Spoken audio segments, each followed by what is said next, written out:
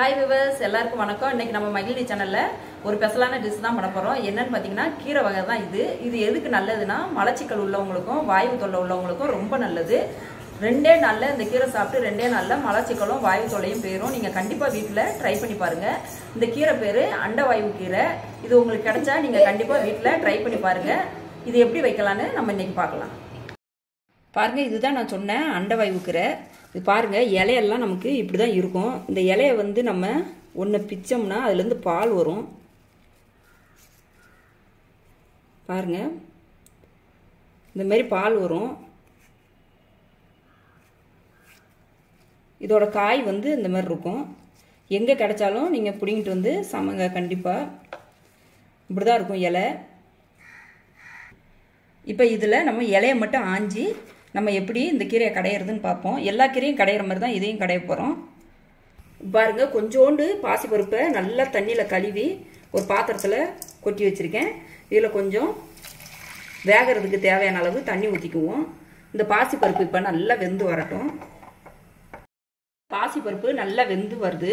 இந்த மாதிரி 3/4 ஸ்டேஜ் இருக்கையில் நம்ம இப்போ இந்த கீரையை போட்டுடலாம். எல்லாமே நான் இலையை ஆஞ்சி நல்லா சின்ன சின்னதாக கட் பண்ணி வச்சுருக்கேன். அதை அப்படியே போட்டுருங்க. இன்னொருக்கா உங்களுக்கு கீரை பேரை சொல்கிறேன். அண்டவாயு கீரை. இது வாயுவுக்கும் மலச்சிக்கலுக்கும் ரொம்ப நல்லது. நீங்கள் இதை சாப்பிட்டு 1 ஹவர்லேயே உங்களுக்கு கிளியர் ஆயிரும். கண்டிப்பாக வீட்டில் ட்ரை பண்ணி பாருங்கள், சும்மா சொல்லலை. பூண்டு வந்து ஒரு 4 பல்லு பூண்டை நச்சு வச்சுருக்கேன், அதை போட்டுடலாம். வெங்காயம் ஒரு 10 சின்ன வெங்காயம் எடுத்து வச்சுருக்கேன், அதையும் போட்டுருங்க. தக்காளி ஒரு 2 தக்காளி. ஜீரகம் கொஞ்சம் ஒரு 1/4 ஸ்பூன் போட்டுக்கோங்க. மஞ்சத்தூள் கொஞ்சம். இப்போ இது எல்லாத்தையும் மிக்ஸ் பண்ணி விட்ருவோம். உப்பு கொஞ்சம் உள்ளே போட்டிருக்கேன். இந்த கீரைக்கு தேவையான உப்பு போட்டுக்கோங்க. இப்போ இந்த கீரைக்கு தேவையான கொஞ்சம் தண்ணி ஊற்றிக்கலாம். அவ்வளோதான். நல்லா மிக்ஸ் பண்ணி விட்டுட்டு ஒரு மூடி வச்சு கீரையை கொஞ்ச நேரம் வேக விடணும். இப்போ பாருங்கள், லைட்டாக கொதிச்சு வருது. இந்த நேரத்தில் நம்ம ஒரு 4 பச்சை மிளகா கீரி வச்சுருக்கேன், அதையும் போட்டுருவோம். அப்போ தான் கொஞ்சம் உரப்பு இருக்கும். மறுபடியும் மூடி வச்சுட்டு ஒரு 2 நிமிஷம் கழித்து கீரையை பார்த்துடலாம். இப்போ பாருங்கள், கீரை நல்லா பருப்போடு நல்லா வெந்து வந்துட்டு இப்போ நம்ம இதை ஒரு பாத்திரத்துக்கு மாற்றிடலாம்.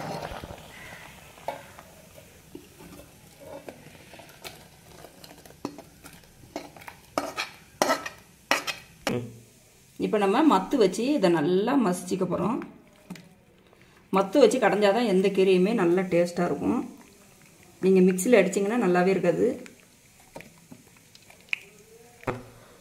இப்போ பாருங்கள், நல்லா கீரை மசிஞ்சிட்டு இந்த அளவுக்கு மசிஞ்சால் போதும்.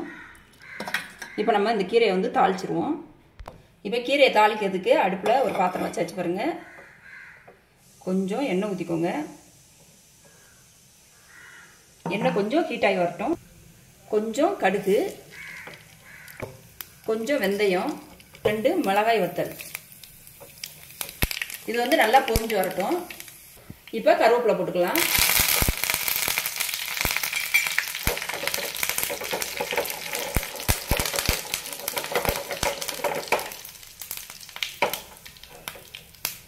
இப்போ எல்லாம் பொரிஞ்சிட்டு நம்ம ஸ்டாப் பண்ணிவிட்டு அடுப்பை ஆஃப் பண்ணிடுங்க. ஆஃப் பண்ணிவிட்டு கீரையை கொட்டிடுங்க.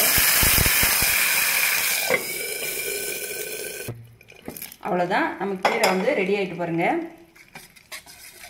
நான் சொன்ன மாதிரி இதில் ஏகப்பட்ட சத்து இருக்குது. டேஸ்ட்டும் கம்மியாக இருக்காது, நல்ல டேஸ்ட்டாக இருக்கும் இந்த கீரை. அதனால் நீங்கள் அவாய்ட் பண்ணாமல் கண்டிப்பாக இதை சாப்பாட்டில் சேர்த்துக்கோங்க. ஹாய் வியூவர்ஸ், இந்த வீடியோவில் நம்ம நார்மலாக கீரை கடைசல் வைக்கிற மாதிரியே தான் இந்த அண்டவாயு கீரையை நம்ம பயன்படுத்தியிருக்கோம். இந்த அண்டவாயு கீரை வந்து அடிக்கடி நம்ம யூஸ் பண்ணக்கூடாது. 2 வாரத்துக்கு ஒருக்காவோ இல்லைன்னா மாதத்துக்கு ஒருக்காவோ உங்கள் வயிறை வந்து க்ளீன் பண்ணுறதுக்காக நீங்கள் இந்த கீரையை கண்டிப்பாக யூஸ் பண்ணிக்கலாம். அதேமாரி மலச்சிக்கல் உள்ளவங்களுக்கும் இந்த கீரை ரொம்ப நல்லது. நீங்கள் இந்த கீரை வந்து அதேமாரி நல்லா டேஸ்ட்டாகவும் இருக்கும். நீங்கள் கவலைப்படாமல் சாப்பிட்லாம்.